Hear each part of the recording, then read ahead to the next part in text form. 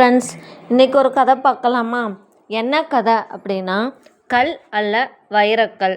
அவன் ஒரு வியாபாரி.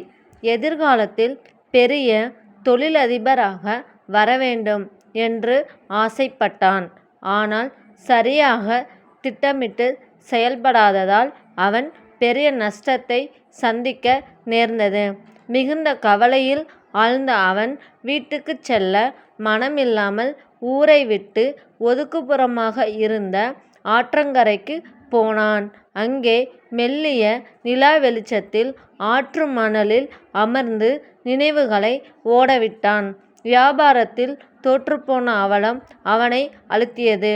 பங்குதாரர்கள் எப்படியெல்லாம் தனக்கு துரோகம் செய்தார்கள், நம்ப வைத்து கழுத்தறுத்தார்கள் என்று எண்ணி எண்ணி வேதனையில் மூழ்கினான். தொடர்ந்து எப்படி வியாபாரம் செய்யப்போகிறோம், குடும்பத்தை எப்படி நடத்தப் போகிறோம் போன்ற எதிர்கால கவலைகள் வேறு ஒருபுறம் எழுந்து அடங்கின. இந்த சிந்தனையினூடே அவன் வலக்கை அவனை அறியாமல் ஆற்று மணலை துளாவி கைக்கு தட்டுப்பட்ட சிறு சிறு கற்களை எடுத்து ஆற்றில் வீசிய வண்ணம் இருந்தது. இப்படியாக அவன் அன்று இரவு முழுதும் அங்கேயே அமர்ந்திருந்தான். பொழுது விடிய ஆரம்பித்தது.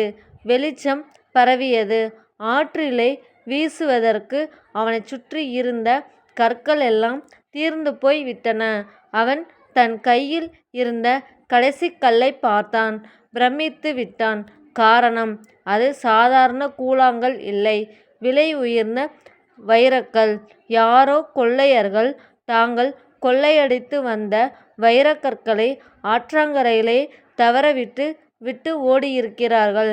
அவற்றைத்தான் அவன் இருட்டில் இன்னதென்று அறியாமல் எடுத்து வீசியிருக்கிறான்.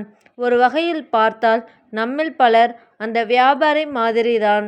கடந்த காலம் மற்றும் எதிர்கால நினைவுகளில் மிதந்து கொண்டு நிகழ்காலம் என்கிற வைரக்கற்களை வீணடித்து கொண்டிருக்கிறோம். Thank you friends.